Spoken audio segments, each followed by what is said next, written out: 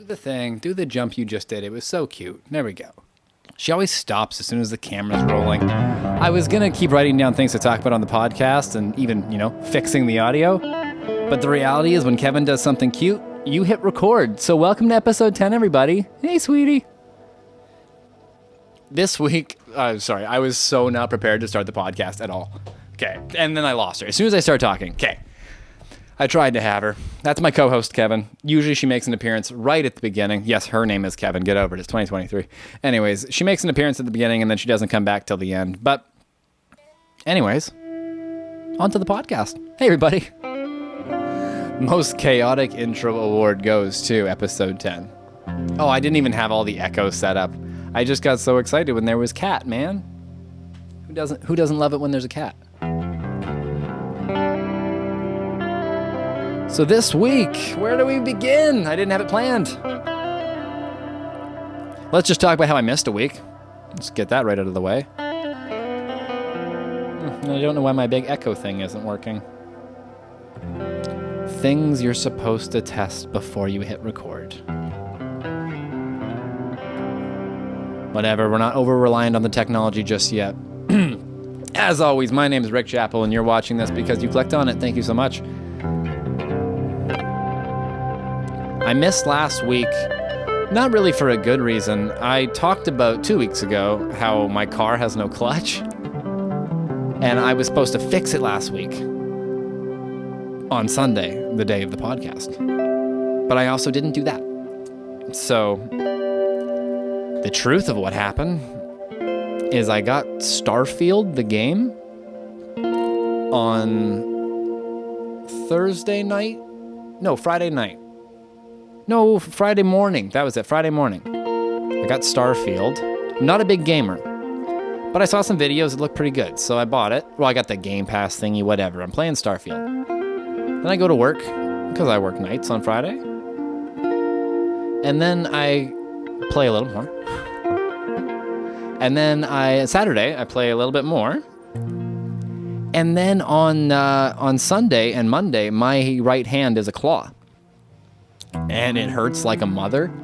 And I'm terrible at work. And I took Tuesday off because I was just useless. I was like, I'm not helpful, guys. Like, I can answer the phone, but I shouldn't be paid right now. So I was off Tuesday, too. And then Wednesday rolled around, back to work, just kind of rested it up. Thursday, all is good. The hands can play guitar. We can do it piano style if we want. As he proceeds to not make any noise when he plays it piano style. That started good. But yeah, didn't fix anything. And then to end up the Starfield thing, because it hurt me, I canceled my Game Pass. With great power comes great responsibility, and I guess I'm not ready for that power. So, honestly, the game sucked also. I saw the videos of it that made me think it would be cool. So I downloaded the thing, and I got into it, and I was like, okay, it's a slow start, but that's how those games can be, I hear. And then I told my coworkers, I was like, dude, I'm playing that game, because he's a bigger gamer than me. And he was just like, why? You're not gonna like this. And I was like, no, I'll give it a go. Oh, that's not even in tune.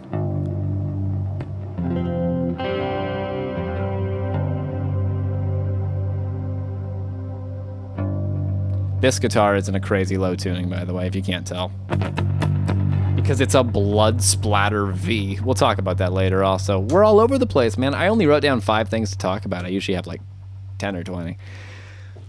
But anyways, I got so disappointed with Starfield, and it literally caused me physical pain, so we're not playing that anymore. This will be the end of that talk.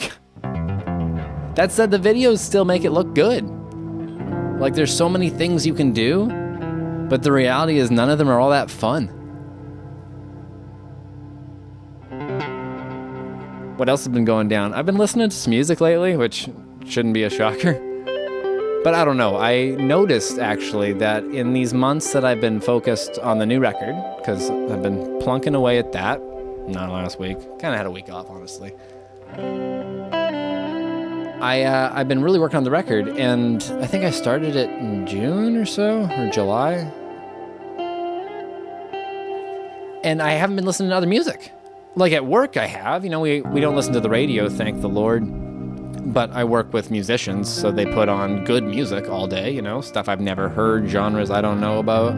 Couldn't ask for a better, you know, palette of things to get exposed to throughout the day there. It's killer.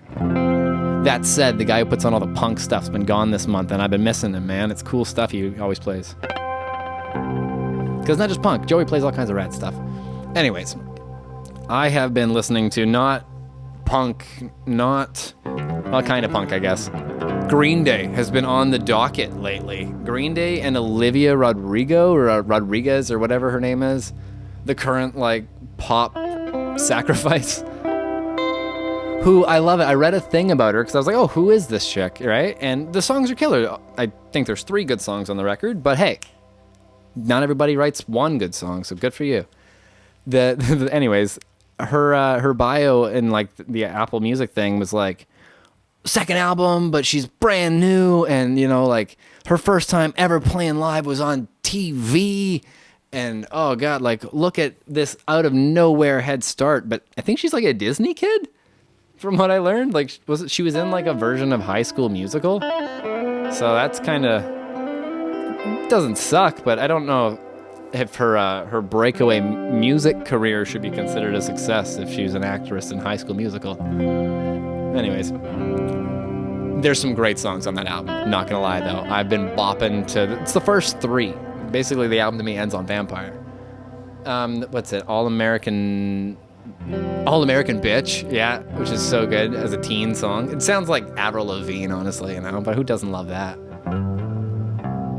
That's it. She's not the modern day Disney sacrifice. I think she's kind of got that Avril Lavigne vibe a bit, at least in these songs.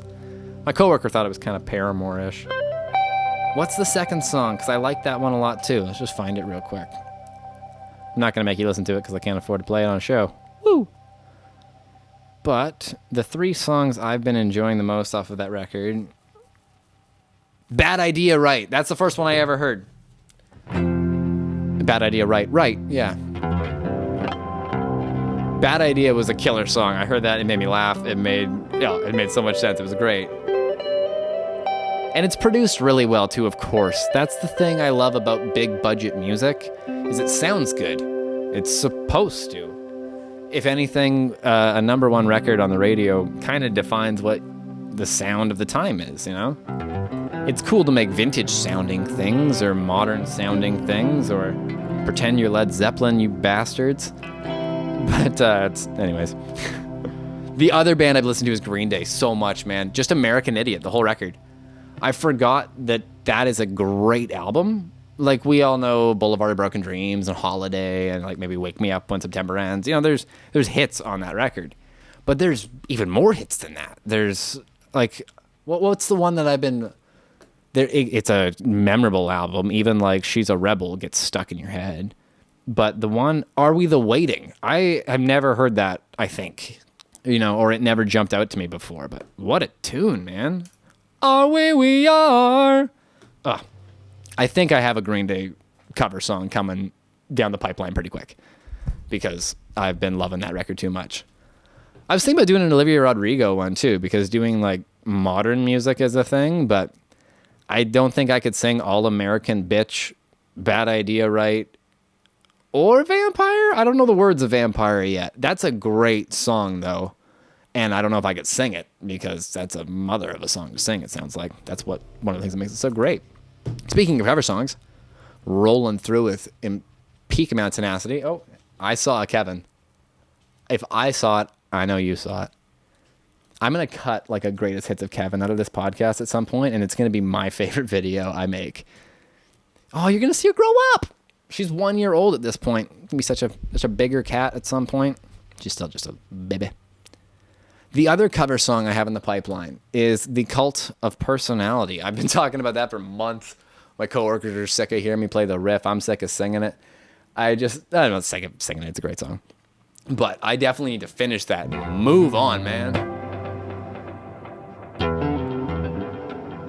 This guitar's not in the tuning to play The Cult of Personality. And that's not the tone. Anyways, let's skip ahead and talk about this guitar. I've talked about it peripherally enough so far. And it's fucking cool looking. So that's literally the reason I bought it, and the reason I have yet to sell it, because I don't plan on selling it, but I haven't used it really. So of all the guitars that I have motored through, because I'm one to kind of buy and sell and swap, this one has stayed in the collection now for a couple of years. I got it in 2020. Jeez, we'll tell all the stories about this thing. It's not stock anymore. We'll get into all that. But I've kept it because I have a project in mind that I've farted around on here and there that's got some 7-string songs on it that are brutally heavy. And I really wanted an Ep.10 7-string to record those songs on. I, to this day, haven't done it. I wrote a whole nother record and probably a half instead of working on the death metal project I want to do. But hey, it's because it hasn't felt right. So when the time's right, we're going to lose our shit on that one. And I'm really excited for it. But until then, I just kind of stare at this guitar because, let's be honest, a blood-splattered weapon-looking guitar kind of asks you to play a certain kind of material on it. The kind of material that we ironically will not be performing on this podcast. Maybe at the end, I'll give you some chugga because that's what you pay for really with this thing. It's a Solar Cannabilismo 1.7. Cannabilismo because it looks like a cannibal has shat himself on it.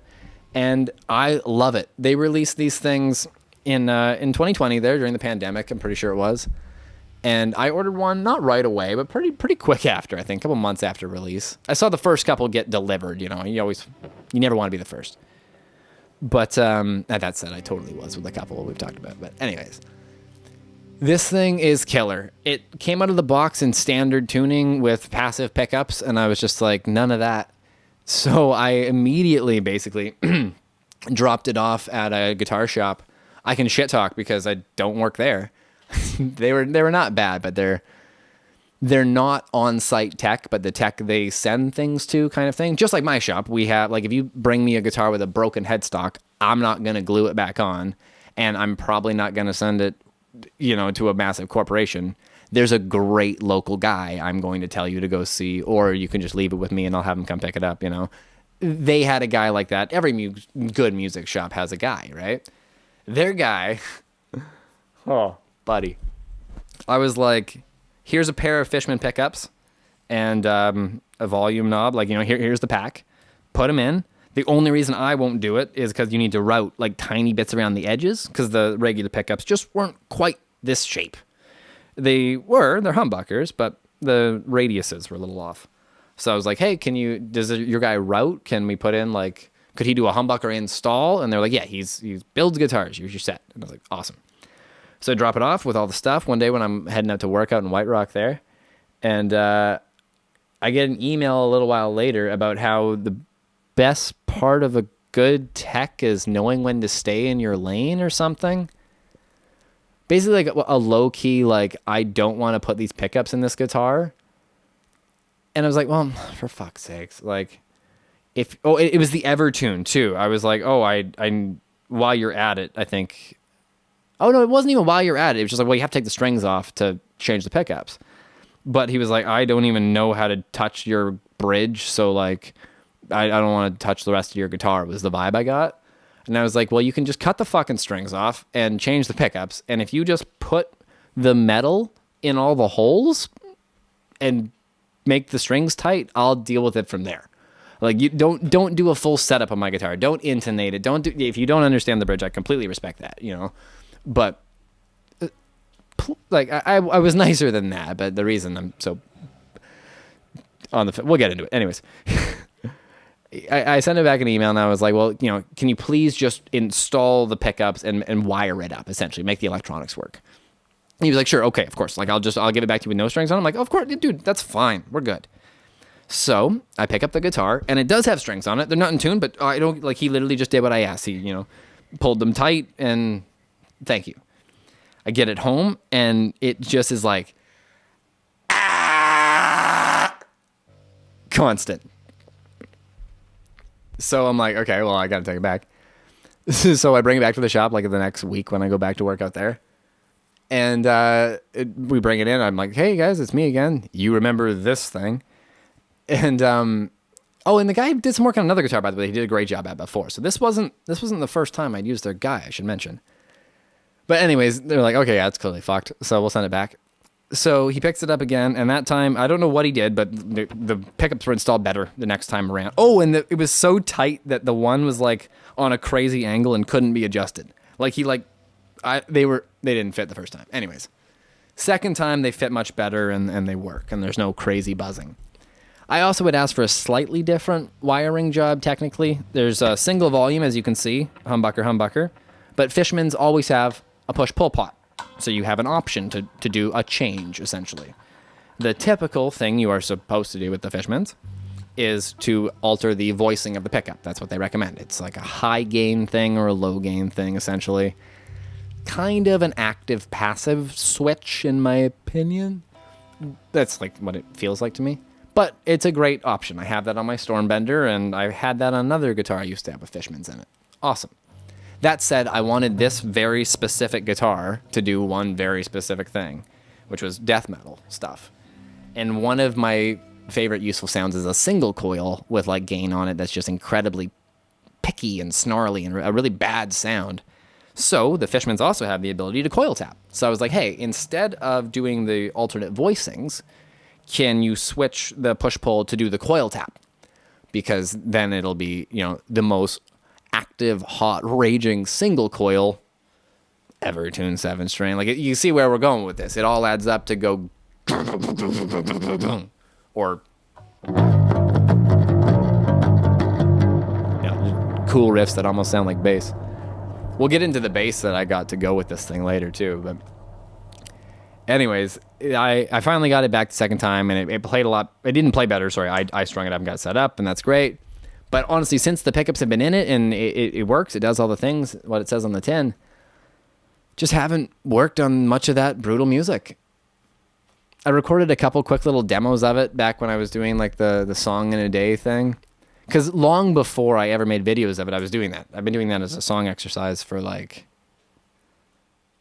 on and off for 4 years maybe now. I think I probably started it in 2020 or 2019.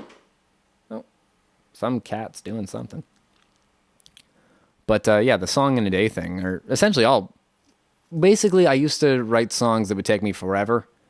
And then I got really frustrated with that, so I kind of started to speed up the process, and that's become this song in a day thing.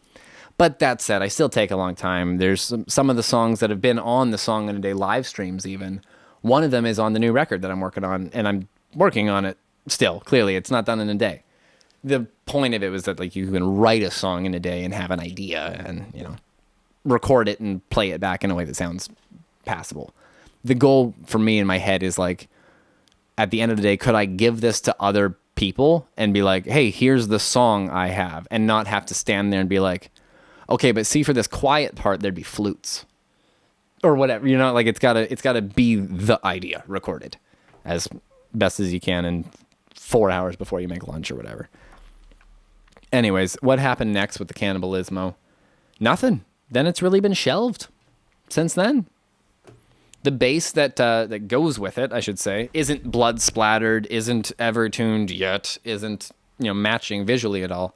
But when you write a 7-string guitar song, you kind of need a 5-string bass to be matched, like to play the notes to, You could, just retune a 4-string, but I don't know, then you're missing a string, guys, is what I'm getting at. But anyways, the bass is back there. I'm not going to pull it out right now. It is a ESP Surveyor 5-string, which in and of itself is a great bass. It's a made in Japan one, so it's a great bass. But the kicker is that it was previously owned by Mr. Byron Stroud at Fear Factory and Strapping Young Lad fame, and Zimmer's Hole and City of Flames and all those great things he's done. But Strapping Young Lad was my A1, and Fear Factory was great as well. But it's his bass, and the bass he played in Fear Factory. So that's why I definitely think of Fear Factory now a bunch with him. That said, the record that he performed with them, it's not the bass on the record. I'm all but certain of that. It is the bass he toured with, though. So there's photos out there. I have him on Facebook. He's definitely confirmed it's real, and it's awesome. So that is for a Strapping Young Lad-esque heavy metal album that I've been working on. To get the bass player from Strapping Young Lad's bass guitar to record it is fucking amazing. So the metal album I'm working on, let's just come right out with it. Part of I've been struggling with all the music I've been working on is like an anxiety thing and, nervousness. And it does take some courage, I guess, to put this all out there at the end of the day. And you're aware of that while you're doing it. There's no way you're not, right? So that said, I've gotten lucky already so many times. Just to have an iMac to record the demo album I did in high school is an awesome thing. Then building up the studio during Black Tie Affair and making it sound the way it does, I'm very proud of still. I can see all the glaring faults now, or a great deal of them. But hey, I don't get complaints on the sounds, so I'm taking that as a win. The new record sounds better, of course. That's always going to be the goal. But on the new record I'm working on, I've already had the opportunity of recording the guest vocalist. I got her recorded over COVID, actually, years ago. It's changed the whole pathway of the record. The guest vocalist is Anneke van Giersbergen, yet another Devin Townsend alum or connection there. Spot the artist I like, But her involvement, she just sings on one song. It's not huge or anything. It's a verse and some choruses. I don't want to, make you think that it's an album of Anneke. But she did an amazing job. Spoiler alert. I love what she did. I gave her creative control to write her own verses and whatnot. So she did a 10 out of 9. Beautiful job, above and beyond, you know what I mean? And then I put that song on the demo playlist that I was listening to, and it stuck out like a sore thumb because it was so much better now than all the other material on the record, I thought, or a good chunk of it. It even made me rewrite all my lyrics to the part of the song I had. Like, she crushed it, man. But I wrote a new record around it, basically, is what happened. Not entirely around that song. I just wrote some songs, and then when they go together, they go together.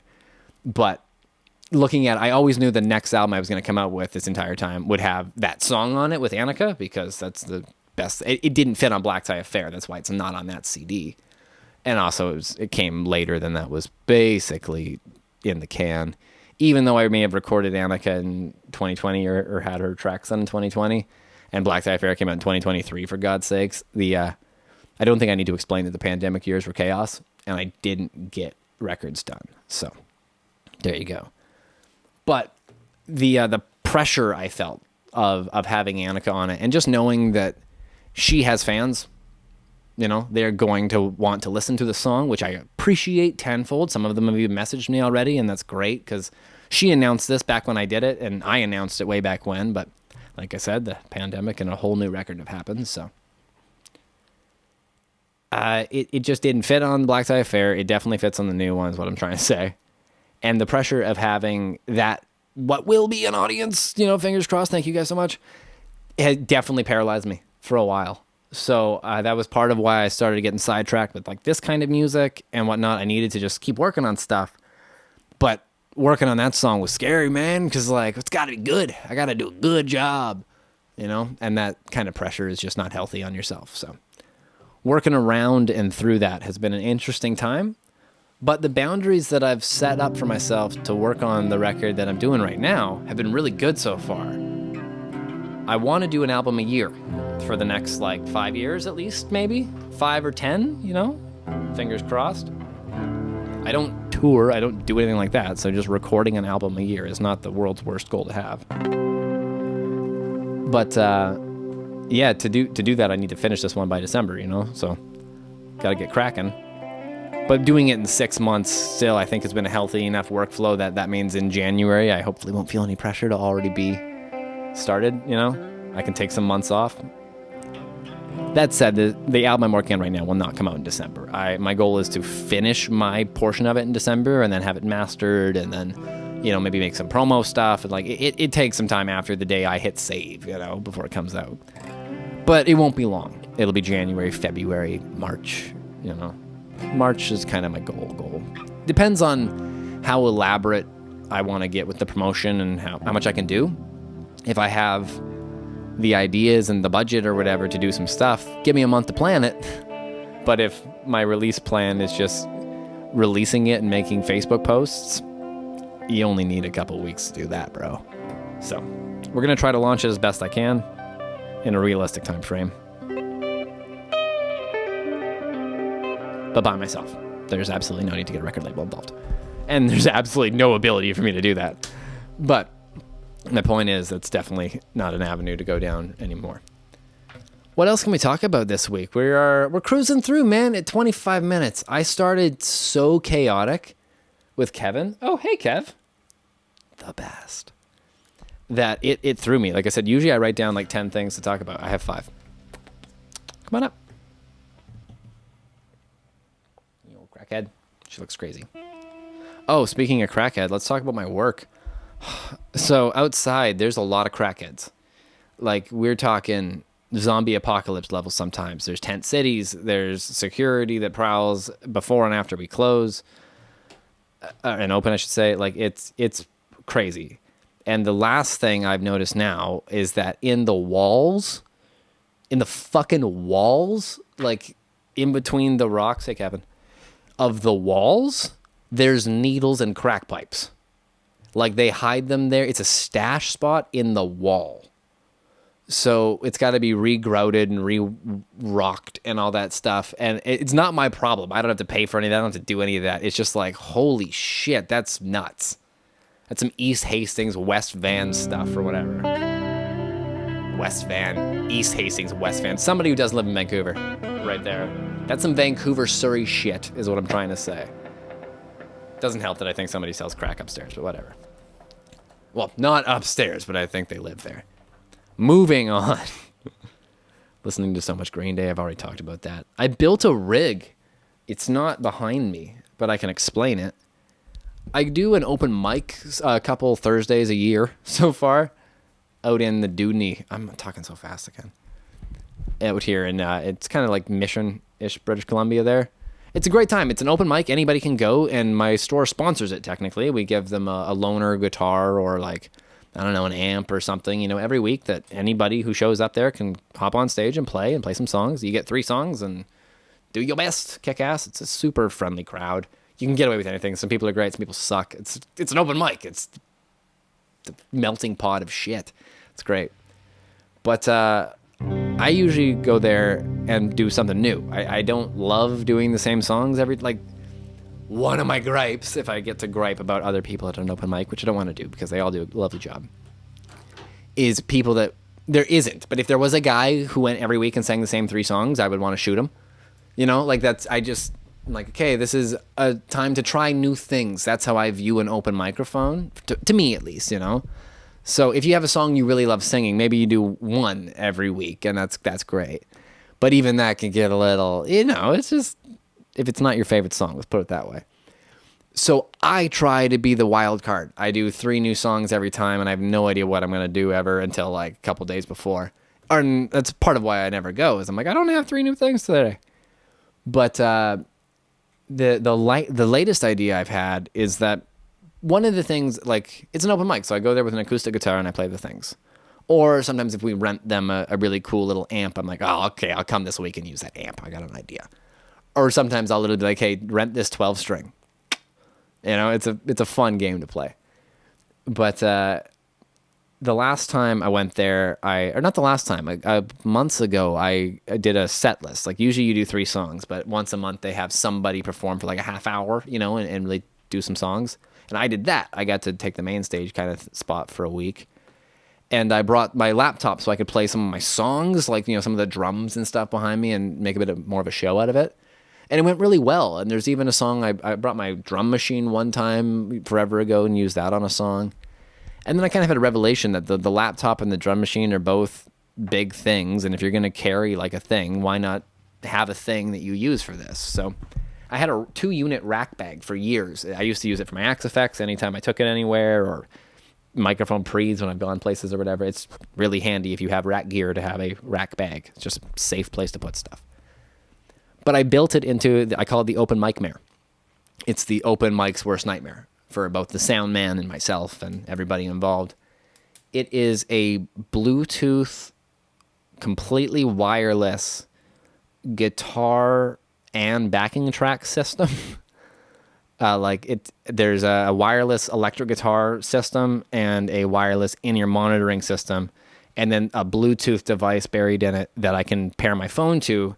And I have made videos on my phone, specific files, with the backing tracks synced up with lyrics, so I can have the lyrics to what I need. And there's also click tracks.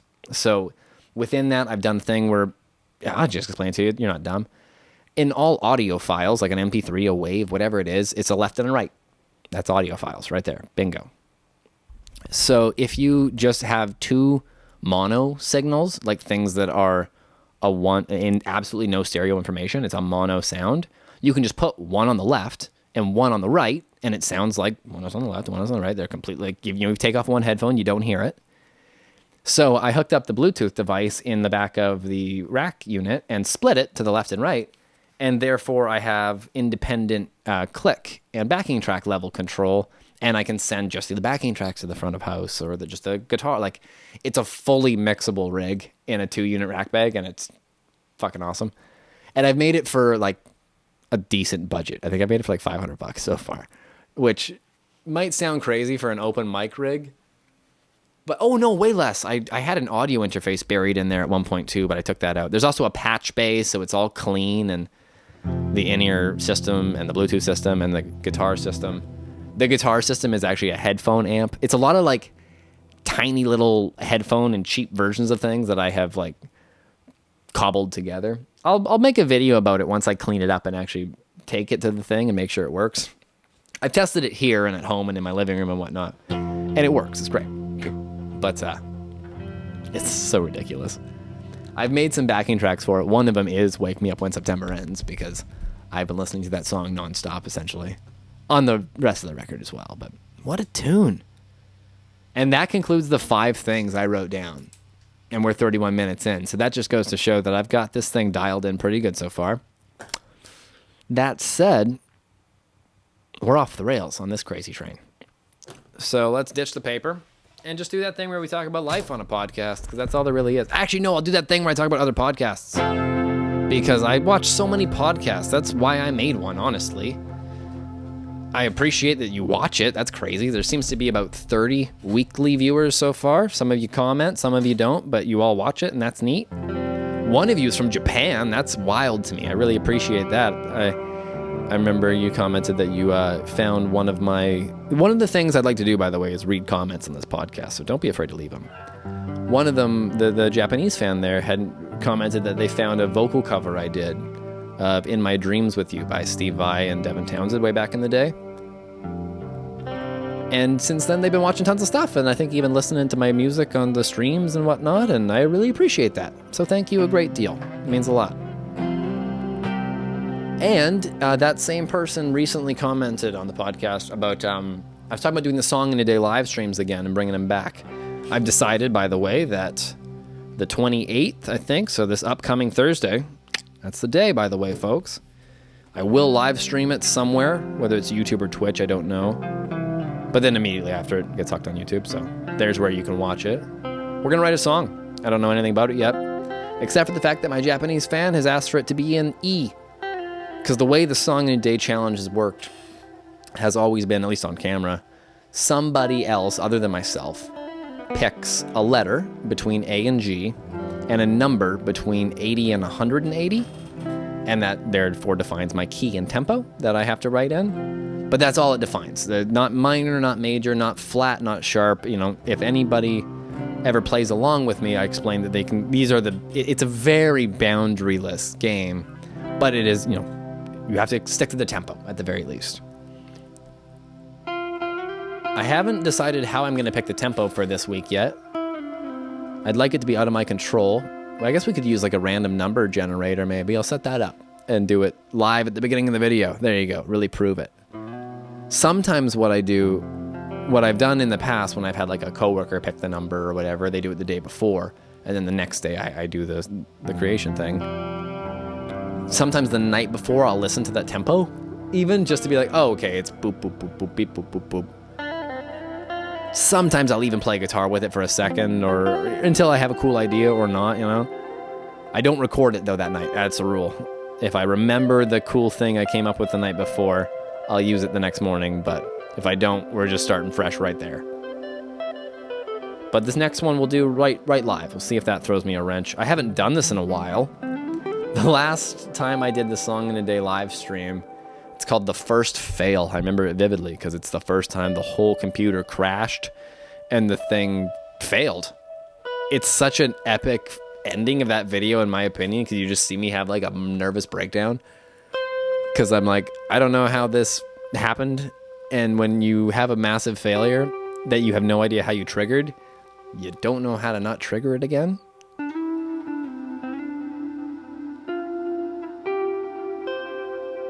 That was deep. But I think I haven't had the computer crash ever since then. So I think, and I've recorded a bunch of stuff. We've been working on the record. So that's another reason the Song in a Day live stream slowed down there. Oh, and the stuff that was going on in my life too, that last one too. Good. We're all past that, and everybody's great. That was right around the time, I think right before I got a roommate even. Oh, that's it. I also stopped doing the Song in a Days because there was somebody living in this room. So I kind of let them have a life and some privacy. Even though I still recorded a lot of stuff in here and whatnot, but I didn't demand this room really at all when there was somebody in here. It's just for a month and a half. Somebody, it's Piper. They've been on the podcast. You must know them, you Vivid fans. That's the most viewed little clip I have still, is that stupid... I've cut some shorts out of these podcasts, and there was one that her and I were talking about the crackheads at work. I guess I'll cut this one out too. And it got like 400 views in like an hour and then just stopped. So I don't understand how shorts work, but that's a random peak to this day.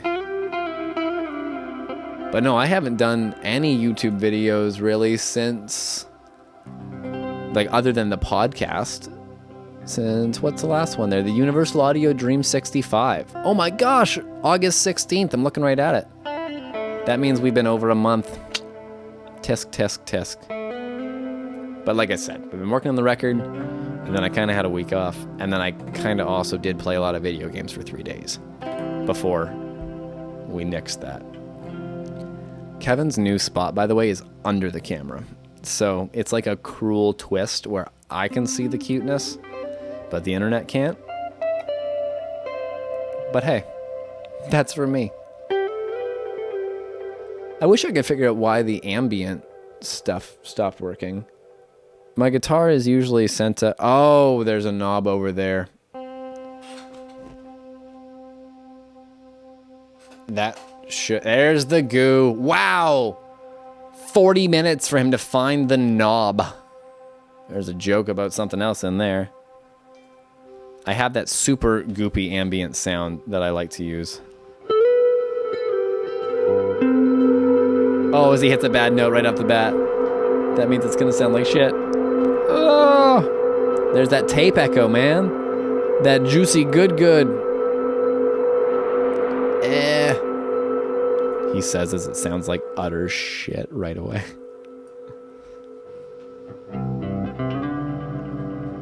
Usually I have that all cranked up and dialed in before we even start.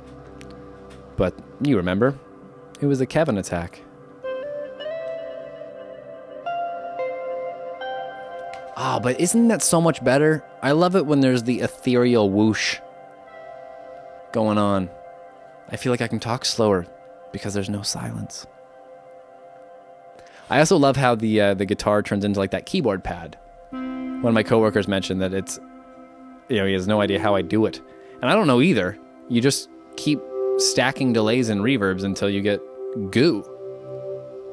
My trick usually is I dial in each thing one at a time, and then you sum them all, and then maybe mess with the mix a little bit. But like there's 6 delays happening in the Axe effects, and then a pedal, and then another pedal underneath the desk. I did not have them all on when I was tweaking them. You can't hear it. It's just... But that's the point. And then the last one is a tape saturator too, so you can just put that crunch on it. I haven't used this infinite goopy sound on any music yet, funny enough. This is just a sound I've designed for the podcast, but it works great for the podcast. So that said, I do sit around and play sometimes with this sound because it's so good. This guitar is maybe not the best one for it, with the aforementioned world's hottest single coils and world's hottest humbuckers. But hey, it's been pretty passable so far, eh? You can tell I have the volume turned way back, because this guitar makes me laugh when I look at it sometimes, I'm not going to lie. It's redonkulous. The Solar quality control was going through all kinds of issues I remember hearing on the internet when this thing came out. I have no issues. It's great. The internet sucks a lot. No surprise there. But hey, I guess I'm an Ola England fanboy because I bought a guitar that he designed. But no other company has ever made this, in my defense. It's fucking great. And I mean, like the spec sheet was great too. Like basically, I knew I wanted an Evertune 7-string, and I wanted Fishman actives and like locking tuners. You know, like that was essentially my list for an instrument. So when they announced these, they actually did Explorers too, and I love Explorers. My black one back there was a goal of mine to own for years that I finally have. Gibson 84 reissue. Woo! I willed it to be. Literally, I was working at a music store, and I was like, if that guitar ever gets reproduced, guys, I'm buying one the day you hear a whisper about it. So like, you know. And then a year and a bit in, bam, there's that email. And immediately ordered second one in Canada because I was so into it. Second one because every single guitar in Canada that my company sells gets sent to Toronto. And you can feel about that how you do.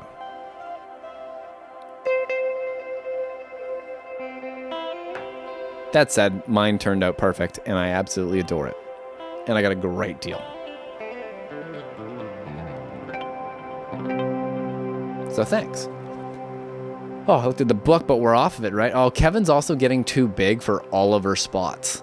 And it's awful because I want my kitten to stay tiny and adorable, but she's still cute. She's just bigger, more of her to love.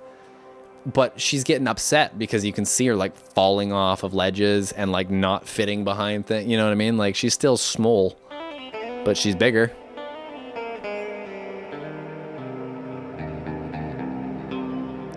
Wonder who the other 29 of you are. I mean, one of you is my grandma, guaranteed.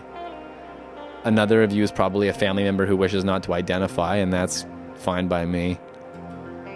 And then there's internet people. So hey, internet people. Thanks for clicking on a podcast that's just a guy who watched podcasts and was like, bet. But that's all it takes, man. A camera. The willingness to talk shit. Some people say it takes more than that. I hope they're wrong. For my sake, that is. The Evertune, by the way, I need to talk about it every time it's on camera, because I talk about it every time I talk about guitars, for God's sakes, is the best thing since sliced bread, to quote Devin Townsend. Since, literally, it goes sliced bread, and then they came out with the Evertune. I haven't tuned this guitar. Like, you saw me do it on camera. That's how you tune a fucking Evertune. Like, this thing has sat on the wall for, hey, Kev, for 2 years at this point. You know, big dip, you can fit. Show the camera your butthole. That's a kitten. Stop showing the camera your butthole. Come on. Yeah, there you go. Duck. Duck and cover. Oh, yeah, scratch yourself on the pointiness. See, even kitties love Evertune Solar guitars. Shout out Ola. Oh, Kevin, get off the keyboard. Don't. Yeah. If the podcast ends, blame pause here. Come on. Come on. Not cool. You can come back for loves. No, see, the tail is the one thing I am worried about because it's right underneath the lens most of the time. So you do get that sometimes. I'm not going to lie. That said, the B-roll, or the greatest hits of Kevin, I should say, will be, like I said, the best video I've ever made. I'm all but certain.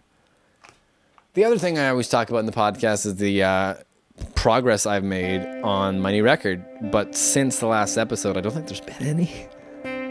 I recorded the extra stuff this month is my plan, like the synthesizers, the keyboards, all that. The drums are done, the bass is done, the guitar is done, less one solo. And then this month was strings and keyboards and, you know, all those things. And next month is vocals, and then I mix it, and then we're hammering through to December. But the strings have been kind of on pause because of my car situation. And then the other stuff I put on pause when I just became useless. So I got to get back to it. There's only maybe 9 songs left. I need to do 7 or 9. I don't know how many there is left for me to do like synthesizer stuff for, and only 3 left for the violin. So that's nothing. I don't play the violin. Shout out again to Chris for supporting me with the violin this time around. Kev, you don't fit there, babe. Okay, you keep trying. It's so cute. Oh, I had a way to like bust out the mobile cam during the podcast, but we nixed that when we looked at Olivia Rodrigo. Those songs, man. I do chuckle. Speaking of how the music is like cyclical, and Olivia Rodrigo reminded me of Avril Lavigne and whatnot. One of the things I mention to customers sometimes, especially if they're older than me, is how much I enjoy that the music is exactly the same that guitar kids are learning. Like, when I was learning to play guitar, I wanted to play Master of Puppets and Crazy Train and Enter... You know, like, those were the songs. They were not the songs on the radio when I was a teenager. But that was the music I was listening to and wanted to play. And now there's still tons of 15-year-old kids that come into the store and play Enter Sandman. And that gets to be a little much. But there's like 9-year-old kids that come in and look at a Black Explorer and go, that's what James Hetfield plays. And that's fucking cool every day. That makes me smile. So definitely happy for that part too. Keep the crackheads at bay, because there's children that play, you know? Oh, also we need to talk about how it's time for my triannual fucking haircut. This has gotten a little emo and a little out of fashion to me. Ugh. Fuck's sakes. The headphones do a great job of keeping things at bay when I'm on the camera. At least. On the camera, he says. Oh, I didn't talk about podcasts earlier. I said I was going to. This is why I usually make a list, man, to try to not be so scatterbrained. Earlier, that was a good jump, when we said I was going to comment on podcasts. The biggest news in my podcast world right now is my favorite one, absolutely by a country mile, is Your Mom's House. And then, you know, I shouldn't say by a country mile, because they make a bunch of other ones that I really enjoy as well. They're catching up. But Your Mom's House, the main one, is the main one. But their producer, or one of their producers, Nadav, is leaving the show, which sucks, man, because he's the guy in the background laughing all the time and a main part of that show to me, so gonna miss him a lot. But there's so many other great people on that show, it's not gonna go downhill, I'm sure. But I'm sad that dude is leaving that show. He did mention, I saw where he was going, though. He's just going to do some like consulting and some work on some other podcasts, of course. That's his field. But then he might even do like a masterclass on how to launch a podcast. And as much as my entire plan here is just do this, and by do this, I mean sit here and talk.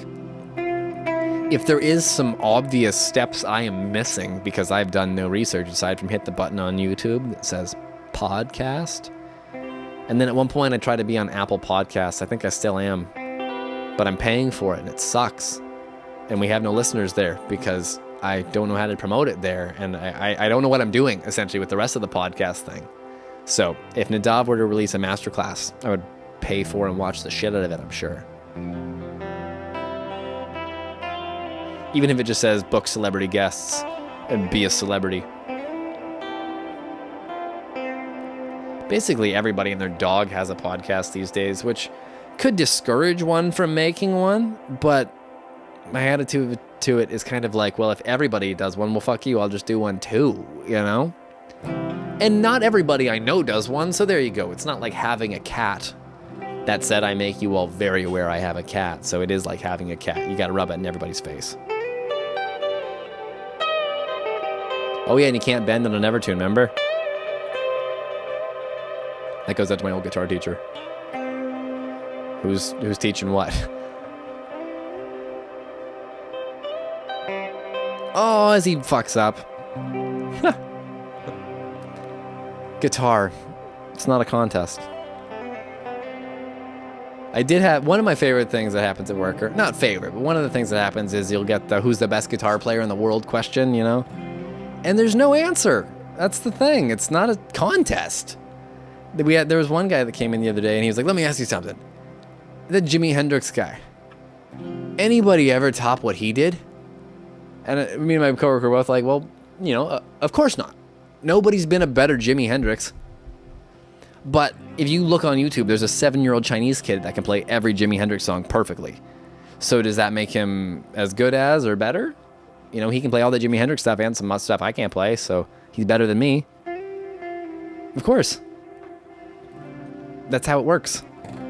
But it's almost as if it's a musical instrument, not a fucking long jump. So there you go. There's my thoughts on xenophobic stereotyping of other cultures that are clearly superior in ways. Back to the blabbles. We got 10 minutes left. How do we close it? Oh! I teased earlier that if you were a good boy, I would do some chugga-chug. And by chugga-chug, I mean, let's make the blood-splattered heavy metal guitar sound like a blood-splattered heavy metal guitar. My Axe-Fx is plugged into my computer, so by typing in my postal code or area code, I can sometimes find good tones.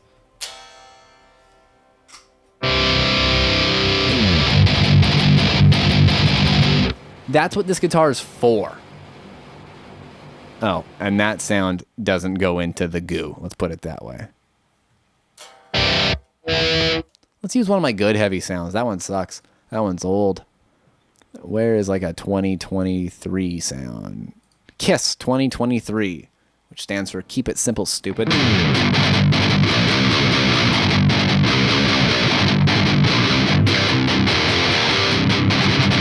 Arguably the last one may have been better, but whatever. I don't play this guitar very often, so you'll have to bear with me while I kind of reacclimate to 7-string and whatnot. But I'll try to give you some riffs that aren't just too stereotypical chug-a-dug-dug-a-dug-a-dug. But they're going to be too stereotypical chug-a-dug-dug-a-dug after he plays wrong side.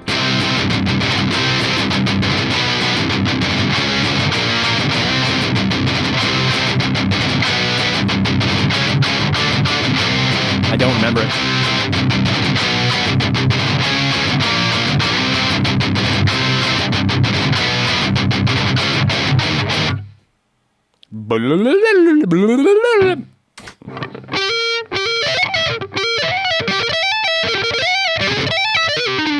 I don't remember how that goes. I do remember the intro. It's like, oh, I don't remember how to play it well.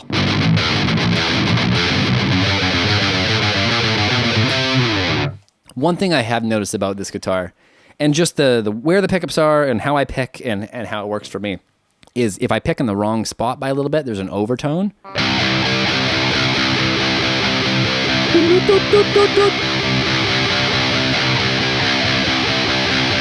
Hear it? So I just have to be conscious of that. It kind of sucks because that's a little bit of where I want to really power through sometimes, but hey, adapt, overcome.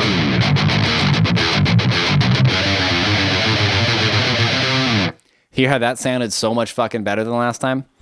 Part of it was because I downpicked it, and part of it was because I didn't pick in the wrong place. So I don't know whose fault that is, if it's math, science, or Ola England, but that's an interesting quirk of this guitar I haven't noticed maybe in all of my other guitars. That said, the other guitar I have for this tuning and this kind of thing is a massive baritone. So it inherently is incredibly different than this guitar to play. The great thing about it, about that pair of guitars, I should say, or this pair of guitars, is that I wrote a lot of material on the gray Big Peavey Flying V baritone. And it's non-Evertune, so I prefer recording it on this. But by writing a riff on a baritone and then playing it on a non-baritone, you can definitely record it. Like it's easier. The stretches are smaller. This is a regular size guitar. That one's for giants and idiots and Devin Townsend. And apparently me. I love it so much.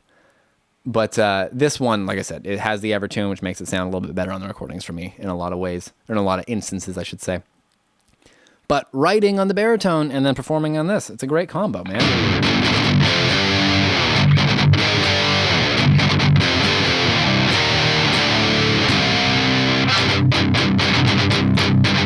It's in open C, like I mentioned.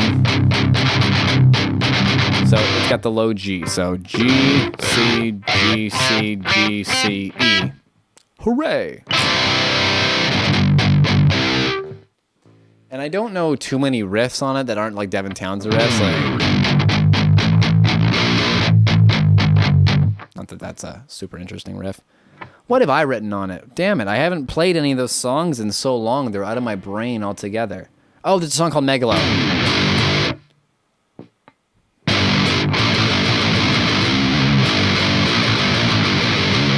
And wait, now, how's Megalo go? I haven't played these songs in forever. Bow, bow, bow, bow. Nope. That's it.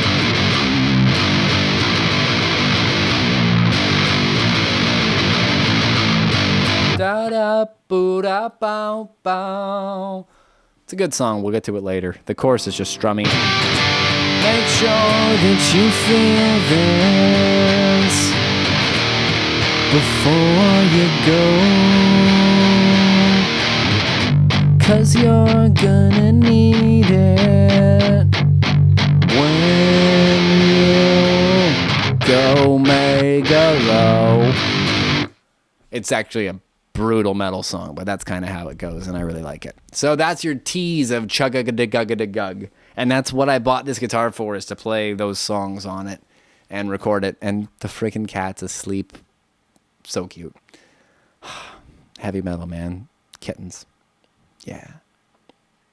That album is coming out next year, I'm almost certain. Or not coming out next year, but like that's the one I'm going to do next year. Like I mentioned, my goal is to kind of do an album a year for at least the next 5, maybe the next 10. And the first 3 in that series, the first one was Black Tie Affair. I did it this year already. Tick. If I release Outlier next year, tick. I'm already on number 3 then.